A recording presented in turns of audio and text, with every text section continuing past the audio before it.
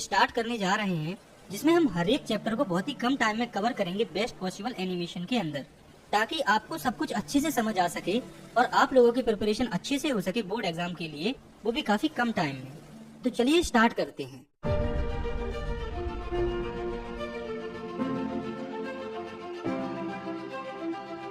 आज की वीडियो में हम पढ़ने वाले हैं क्लास 10th की साइंस के पहले चैप्टर को, जो कि है केमिकल रिएक्शन एंड इक्वेशंस। तो देखिए, हमारे चैप्टर की शुरुआत होती है चेंजेस से। तो हमें हमारे आसपास डेली लाइफ में काफी सारे चेंजेस देखने को मिलते हैं, जिसमें से कुछ चेंजेस फिजिकल होते हैं और कुछ केमिकल। इन चेंजेस में मेन डिफरेंस ये होता है कि जो फिजिकल चेंजेस होते हैं वो रिवर्सिबल होते हैं, जैसे कि पानी का जमना, बर्फ का पिघलना, और जो केमिकल चेंज होते हैं वो रिवर्सिबल नहीं होते। मतलब कि ये एक बार हो जाते हैं तो ये दोबारा से रिवर्स नहीं होते। For example rusting of iron. तो जब लोहे पर जंग लग जाती है और वो खराब हो जाता है तो वो दोबारा से सही नहीं हो पाता है, क्योंकि केमिकल रिएक्शन रिवर्सिबल नहीं होती है। तो आप लोगों को ज्यादा कंफ्यूजन नहीं पालना है, चीजों को सिंपली समझना है कि जो फिजिकल चेंजेस होते हैं उनकी वजह से फिजिकल रिएक्शन होती है, और जो केमिकल चेंजेस होते हैं उनकी वजह से केमिकल रिएक्शन होती है। तो किसी भी केमिकल रिएक्शन में दो मेन पार्ट्स होते हैं, रिएक्टेंट्स और प्रोडक्ट्स। रिएक्टेंट्स उन सब्सटेंस को कहा जाता है जो कि केमिकल रिएक्शन में पार्ट लेते हैं, जबकि प्रोडक्ट वो सब्सटेंस होता है जो कि केमिकल रिएक्शन में फॉर्म होता है। केमिकल रिएक्शन को समझने से ये दोनों टर्म हमें और अच्छे से समझ में आ जाएंगे। तो केमिकल रिएक्शन एक ऐसी प्रोसेस होती है जिसमें एक या उससे ज्यादा सब्सटेंस, जिन्हें रिएक्टेंट्स कहा जाता है, वो कन्वर्ट हो जाती हैं एक या उससे ज्यादा डिफरेंट सब्सटेंस में, जिन्हें प्रोडक्ट्स कहा जाता है। तो कहने का मतलब है कि केमिकल रिएक्शन में जो रिएक्टेंट्स होते हैं वो प्रोडक्ट में कन्वर्ट हो जाते हैं। फॉर एग्जाम्पल हाइड्रोजन और ऑक्सीजन मिलके H2 यानी कि वाटर फॉर्म कर रहा है। तो इस रिएक्शन में ये जो हाइड्रोजन और ऑक्सीजन है वो रिएक्टेंट है, क्योंकि हाइड्रोजन और ऑक्सीजन ही रिएक्शन में पार्ट ले रहे हैं, और जो H2O है वो प्रोडक्ट है, क्योंकि H2O ही रिएक्शन में फॉर्म हो रहा है। तो केमिकल रिएक्शन के बारे में समझने के बाद अब हमें ये देखना है कि केमिकल रिएक्शन के दौरान हमें क्या क्या चेंजेस देखने को मिलते हैं। तो जब भी केमिकल रिएक्शन होती है तो हमें रिएक्टेंट और प्रोडक्ट्स की स्टेट में चेंज देखने को मिल सकता है, या उनके कलर में चेंज देखने को मिल सकता है। इसके साथ हमें टेम्परेचर में भी चेंज देखने को मिल सकता है, और गैस भी निकलती हुई दिख सकती है, और केमिकल रिएक्शन के अंदर ही हमें प्रेसिपिटेट भी फॉर्म होते हुए दिख सकता है। तो केमिकल रिएक्शन में हमें ये कुछ चेंजेस देखने को मिल सकते हैं। तो आगे हमें समझना है केमिकल इक्वेशंस को। तो इसमें पहले हम देखेंगे कि केमिकल इक्वेशंस क्या होती हैं, फिर हम देखेंगे कि हम इन्हें बैलेंस क्यों करते हैं, हमें क्या जरूरत पड़ती है इनको बैलेंस करने की, और लास्ट में हम देखेंगे कि हम केमिकल इक्वेशंस को कैसे बैलेंस करते हैं। तो पहले हम देखते हैं कि केमिकल इक्वेशन क्या होती हैं।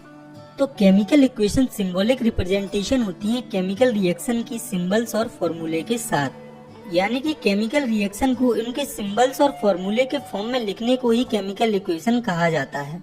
फॉर एग्जाम्पल कार्बन और ऑक्सीजन मिलकर कार्बन डाइऑक्साइड फॉर्म करते हैं। तो आप देखिए कि इस रिएक्शन को सिंबल्स के फॉर्म में इस तरह से रिप्रेजेंट किया जाता है, और इसी रिप्रेजेंटेशन को हम केमिकल इक्वेशन कहते हैं।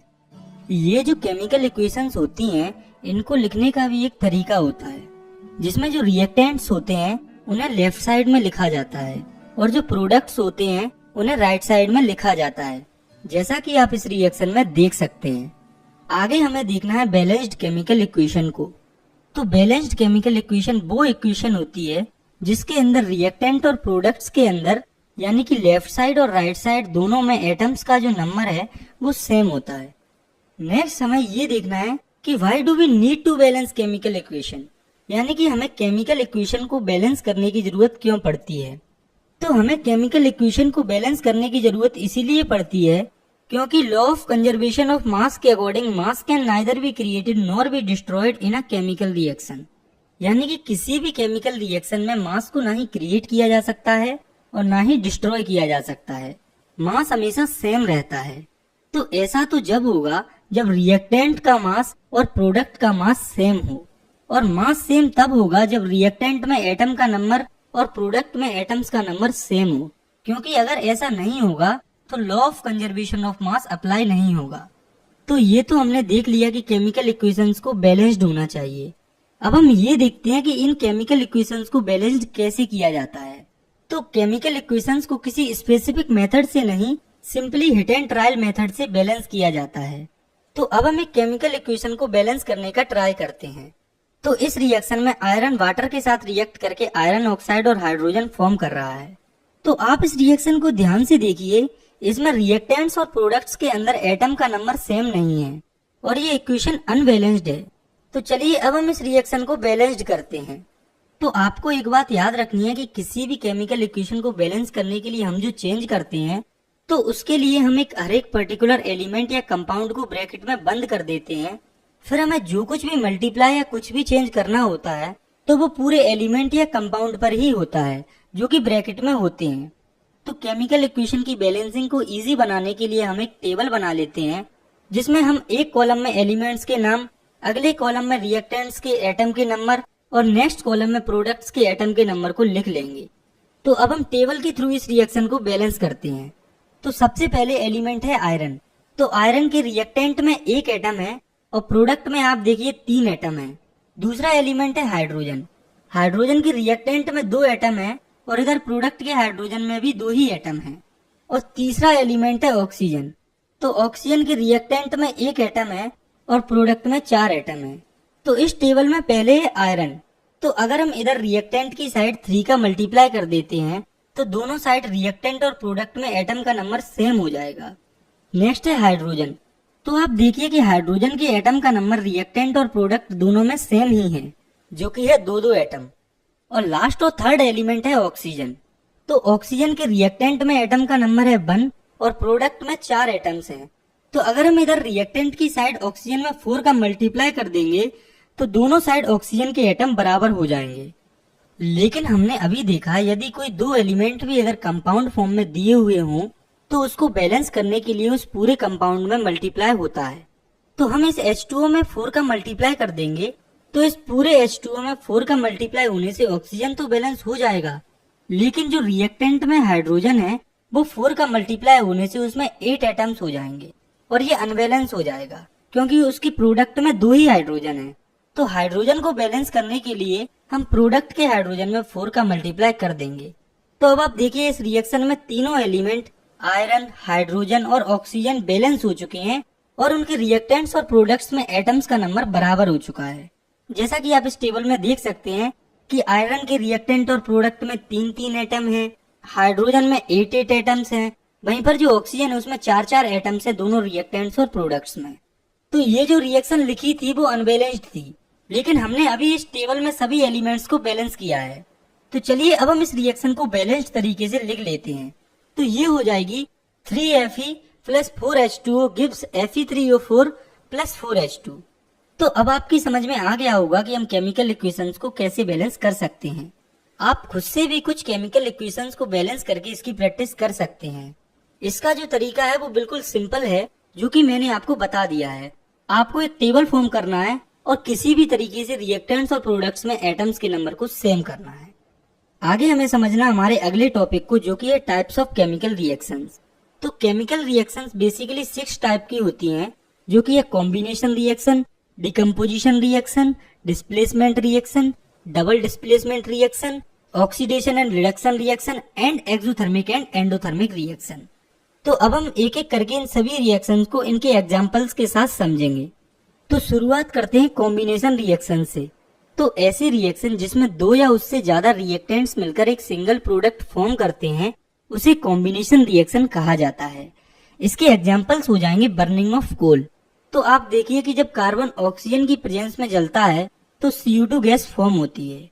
तो यहाँ पर हुआ क्या, कार्बन और ऑक्सीजन मिलकर CO2 गैस फॉर्म कर रहे हैं, यानी कि 2 रिएक्टेंट्स जो कि है कार्बन एंड ऑक्सीजन वो मिलकर एक product carbon dioxide gas form कर रहे हैं।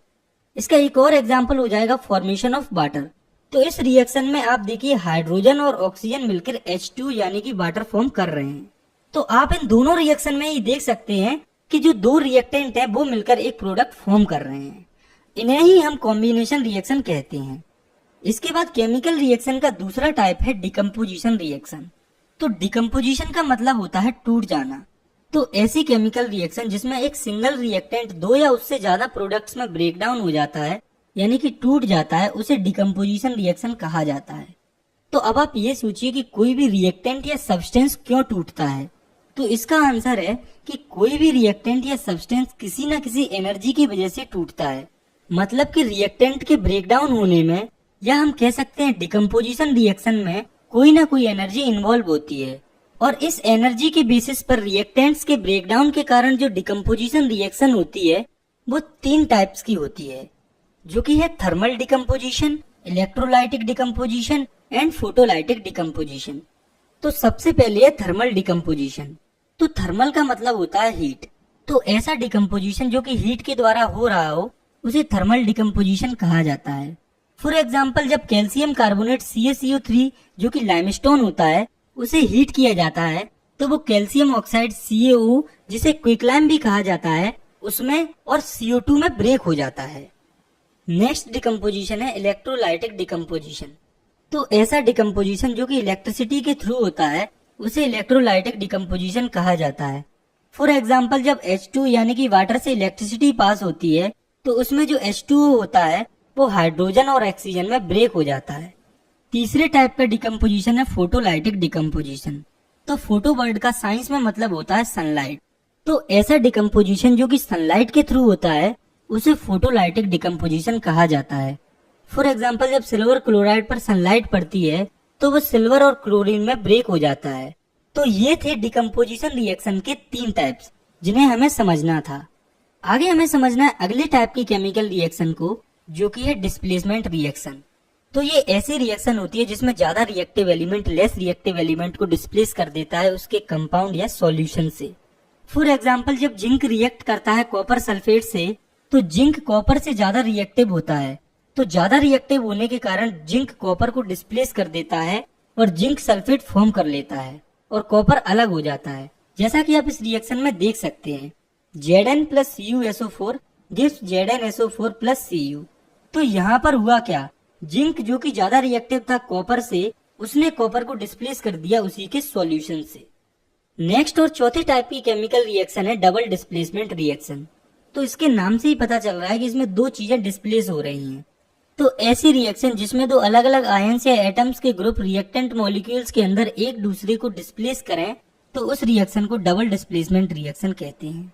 इसको और सिंपली आप ऐसे समझिए कि ऐसी रिएक्शन जिसमें एक रिएक्टेंट का एक पार्ट दूसरे रिएक्टेंट के एक पार्ट से डिस्प्लेस हो जाए उसे डबल डिस्प्लेसमेंट रिएक्शन कहते हैं।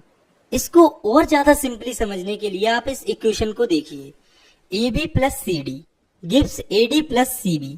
तो इस रिएक्शन में आप देखिए कि पहले रिएक्टेंट का एक पार्ट B दूसरे रिएक्टेंट में पहुंच गया और दूसरे रिएक्टेंट का एक पार्ट D पहले रिएक्टेंट में आ गया और प्रोडक्ट बन गया AD plus CB। तो कहने का मतलब है कि ऐसी रिएक्शन जिसमें 2 आयंस या 2 एटम्स का डिस्प्लेसमेंट हो उसे हम डबल डिस्प्लेसमेंट रिएक्शन कहते हैं। तो ये तो एग्जाम्पल आपको समझाने के लिए था। इसका रियल एग्जाम्पल हो जाएगा Na2SO4 जो कि होता है सोडियम सल्फेट प्लस BaCl2 जो कि होता है बेरियम क्लोराइड। तो जब सोडियम सल्फेट और बेरियम क्लोराइड की रिएक्शन होती है तो सोडियम बेरियम क्लोराइड से बेरियम को डिस्प्लेस करता है और बेरियम सोडियम सल्फेट से सोडियम को डिस्प्लेस करता है। तो BaSO4 बेरियम सल्फेट और NaCl sodium chloride as a product form होते हैं। तो ऐसी रिएक्शन जिनमें आयंस का एक्सचेंज होता है उनके रिएक्टेंट्स के बीच में उसे डबल डिस्प्लेसमेंट रिएक्शन कहा जाता है। और ये जो जितनी भी डबल डिस्प्लेसमेंट रिएक्शन होती हैं उनमें मोस्टली सभी में प्रेसिपिटेट फॉर्म होता है। आगे हमें समझना है 5वीं केमिकल रिएक्शन को, जो कि है ऑक्सीडेशन एंड रिडक्शन रिएक्शन। तो ऑक्सीडेशन और रिडक्शन को हम सेपरेटली समझेंगे। तो पहले है ऑक्सीडेशन रिएक्शन। तो ऑक्सीडेशन एक ऐसी रिएक्शन होती है जिसमें ऑक्सीजन ऐड हो रहा हो, या फिर ऐसी रिएक्शन जिसमें से हाइड्रोजन रिमूव हो रहा हो, या फिर ऐसी रिएक्शन जिसमें इलेक्ट्रॉन लूज हो रहे हो। तो किसी भी रिएक्शन में ऑक्सीजन का ऐड होना या हाइड्रोजन का रिमूव होना या फिर इलेक्ट्रॉन का लॉस किसी भी रिएक्शन से उसे ऑक्सीडेशन रिएक्शन कहा जाता है। For example, carbon plus oxygen gives carbon dioxide. तो आप देखिए ये रिएक्शन ऑक्सीडेशन रिएक्शन है क्योंकि इसमें ऑक्सीजन ऐड हो रहा है। इसके बाद आप इस रिएक्शन को देखिए, इसमें हाइड्रोजन सल्फाइड रिएक्ट कर रहा है ऑक्सीजन के साथ और वाटर और सल्फर फॉर्म हो रहा है। तो ये रिएक्शन भी ऑक्सीडेशन रिएक्शन है क्योंकि इसमें हाइड्रोजन सल्फाइड से हाइड्रोजन लूज हो रहा है। और इस रिएक्शन को भी आप देखिए, इसमें जिंक से 2 इलेक्ट्रॉन लूज हो रहे हैं और जिंक पर 2 पॉजिटिव साइन आ रहा है। ये रिएक्शन भी ऑक्सीडेशन रिएक्शन है, क्योंकि इस रिएक्शन में इलेक्ट्रॉन लूज हो रहे हैं। ऑक्सीडेशन के बाद अब हमें समझना है रिडक्शन रिएक्शन को। तो रिडक्शन रिएक्शन ऑक्सीडेशन की बिल्कुल अपोजिट होती है। तो रिडक्शन होती है ऐसी रिएक्शन या ऐसी प्रोसेस जिसमें ऑक्सीजन रिमूव हो रहा हो या फिर हाइड्रोजन ऐड हो रहा हो या फिर ऐसी प्रोसेस जिसमें इलेक्ट्रॉन गेन हो रहे हो। तो आप इन डेफिनेशन से समझ सकते हैं कि ऑक्सीडेशन और रिडक्शन रिएक्शन एक दूसरे की बिल्कुल अपोजिट होती हैं। फॉर एग्जाम्पल, जब पोटेशियम क्लोराइड KClO3 टूट जाता है पोटेशियम क्लोराइड KCl और ऑक्सीजन में, तो ये जो रिएक्शन है वो रिडक्शन रिएक्शन है, क्योंकि इसमें आप देखिए ऑक्सीजन रिमूव हो रहा है। एक रिएक्शन है कि जब सोडियम रिएक्ट करता है हाइड्रोजन के साथ तो सोडियम हाइड्राइड फॉर्म होता है। तो आप देखिए इस रिएक्शन में हाइड्रोजन ऐड हो रहा है सोडियम के साथ, इसलिए ये भी रिडक्शन रिएक्शन होगी। एक और रिएक्शन है जिसमें जिंक में 2 इलेक्ट्रॉन्स ऐड हो रहे हैं, तो ये रिएक्शन भी रिडक्शन रिएक्शन है, क्योंकि इसमें इलेक्ट्रॉन ऐड हो रहे हैं। तो देखिए आपको रिडक्शन और ऑक्सीडेशन रिएक्शन में ज्यादा कंफ्यूजन नहीं रखना, आपको जो सिंपल डेफिनेशन और एग्जांपल्स अभी समझाए हैं उनको याद रखना है। तो जिस रिएक्टेंट या सब्सटेंस का ऑक्सीडेशन होता है उसे ऑक्सीडाइज्ड कहा जाता है, और जिस रिएक्टेंट या सब्सटेंस का रिडक्शन होता है उसे रिड्यूस्ड कहा जाता है। और वहीं पर जब किसी रिएक्शन में ऑक्सीडेशन और रिडक्शन रिएक्शन एक साथ होती है तो उस रिएक्शन को रिडॉक्स रिएक्शन कहा जाता है। For example, zinc oxide ZnO plus carbon gives Zn plus CO। तो आप देखिए इस रिएक्शन में जिंक ऑक्साइड रिड्यूस्ड हो रहा है जिंक में और कार्बन ऑक्सीडाइज्ड हो रहा है कार्बन मोनोऑक्साइड में। ऐसे ही आप एक और एग्जाम्पल को देखिए, CuO plus H2 gives Cu plus H2O। तो इस रिएक्शन में आप देखिए कॉपर ऑक्साइड रिड्यूस हो रहा है कॉपर में और यहाँ पर रिडक्शन रिएक्शन हो रही है। वहीं पर हाइड्रोजन ऑक्सीडाइज हो रहा है और उसकी ऑक्सीडेशन रिएक्शन हो रही है। तो ऊपर की 2 रिएक्शन से हम ये कह सकते हैं कि अगर कोई सब्सटेंस ऑक्सीजन गेन करता है या हाइड्रोजन को लूज करता है रिएक्शन के टाइम पर तो उसे ऑक्सीडाइज्ड कहा जाता है। वहीं पर अगर कोई सब्सटेंस ऑक्सीजन को लूज करता है या हाइड्रोजन को गेन करता है तो उसे रिड्यूस्ड कहा जाता है। इसके बाद हमें समझना है लास्ट टाइप की केमिकल रिएक्शन को, जो कि है एक्सोथर्मिक एंड एंडोथर्मिक रिएक्शन। तो एक्सोथर्मिक रिएक्शन वो रिएक्शन होती है जिसमें हीट इवॉल्व होती है, यानी कि हीट निकलती है। For example, burning of natural gas. तो जब मीथेन यानी कि CH4 जब ऑक्सीजन में बर्न होती है तो CO2 और वाटर फॉर्म होता है और साथ में लार्ज अमाउंट में हीट एनर्जी निकलती है। इसके साथ साथ जो रेस्पायरेशन की प्रोसेस होती है वो एक्सोथर्मिक रिएक्शन होती है, क्योंकि उसमें एनर्जी हीट के फॉर्म में रिलीज होती है। इसके बाद है एंडोथर्मिक रिएक्शन। तो ये रिएक्शन बिल्कुल अपोजिट होती है एक्सोथर्मिक रिएक्शन की। ये वो रिएक्शन होती है जिसमें हीट एनर्जी एब्जॉर्ब होती है। फॉर एग्जाम्पल, मरकरिक ऑक्साइड जब मरकरी और ऑक्सीजन में टूटता है तो उस प्रोसेस में काफी ज्यादा हीट एनर्जी एब्जॉर्ब होती है। एंडोथर्मिक रिएक्शन का मोस्ट पॉपुलर एग्जाम्पल है फोटोसिंथेसिस। तो जो फोटोसिंथेसिस रिएक्शन होती है उसमें सन की हीट एनर्जी को एब्जॉर्ब किया जाता है, इसलिए फोटोसिंथेसिस की जो रिएक्शन होती है वो एंडोथर्मिक रिएक्शन होती है। इसके बाद हमें समझना है इस चैप्टर के आखिरी टॉपिक को, जो कि है effect of oxidation in our daily life, यानी कि हमारी डेली लाइफ में ऑक्सीजन के क्या क्या इफेक्ट हमें देखने को मिलते हैं। तो हमें ऑक्सीजन के मेनली 2 इफेक्ट देखने को मिलते हैं, जो कि है कोरोजन एंड रेंसिडिटी। तो पहले हम देखते हैं कोरोजन को। तो कोरोजन एक ऐसा फिनोमिनन या ऐसी प्रोसेस होती है जिसमें मेटल की सरफेस धीरे धीरे खराब होने लगती है एयर, वाटर या किसी और केमिकल की रिएक्शन से, जो कि एटमॉस्फेयर में प्रेजेंट होते हैं। इसके एग्जाम्पल हो जाएंगे, आप सभी ने देखा होगा कि सिल्वर पर ब्लैक कोटिंग आ जाती है, यानी कि काली लेयर चढ़ जाती है, या फिर जो कॉपर होता है उस पर एक ग्रीन लेयर आ जाती है। और अगर आपने इन दोनों एग्जाम्पल्स को नोटिस नहीं किया है तो भी कोई दिक्कत नहीं है, क्योंकि आप सभी ने लोहे पर जंग लगी हुई तो जरूर देखी होगी, तो वो भी कोरोजन के कारण ही होती है। आयरन के केस में कोरोजन को रस्ट कहा जाता है। तो कोरोजन के कारण काफी मात्रा में car bodies, bridges, ships, iron railings and उनके साथ और भी कई मेटल्स जैसे कि सिल्वर और कॉपर खराब हो जाते हैं। तो कोरोजन एक नेचुरल और स्लो प्रोसेस होती है।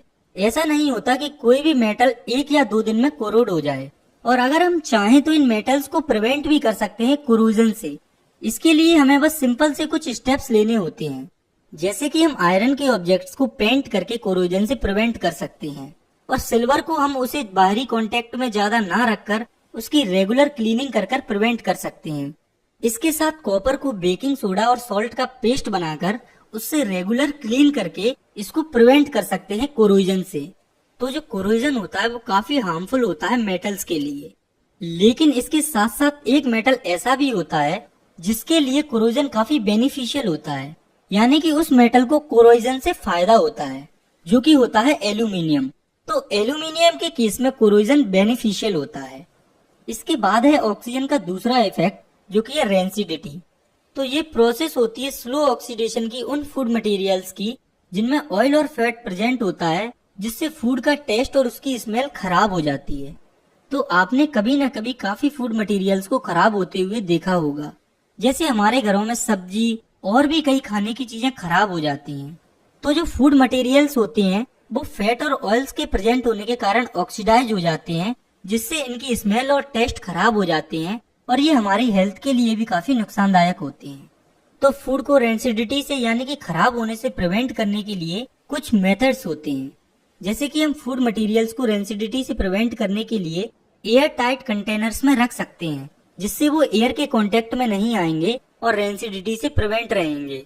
इसके साथ हम जो कुक्ड फूड होते हैं जिन्हें हम खुद पकाते हैं, उन्हें डायरेक्ट सनलाइट के कांटेक्ट से प्रिवेंट करके और रेफ्रिजरेटर में लो टेम्परेचर पर रखकर प्रिवेंट कर सकते हैं। इसके साथ साथ हम फूड मटेरियल्स को एंटीऑक्सीडेंट्स को भी ऐड करके प्रिवेंट कर सकते हैं रेंसिडिटी से। तो आप लोगों ने कभी न कभी चिप्स तो खाए होंगे। तो जब आपने चिप्स खाए होंगे तो आपने एक चीज नोटिस की होगी कि चिप्स के पैकेट में चिप्स से ज्यादा तो हवा भरी हुई होती है।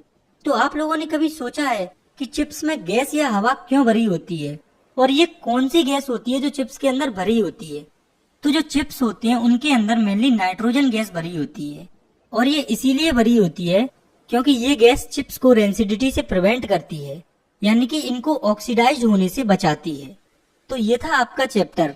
आज की वीडियो में इतना ही। मिलते हैं इस सीरीज की नेक्स्ट वीडियो में। आप चाहें तो इस वीडियो को लाइक कर सकते हैं और इस चैनल को भी सब्सक्राइब कर सकते हैं, ताकि आपसे इस सीरीज की कोई भी वीडियो मिस ना हो।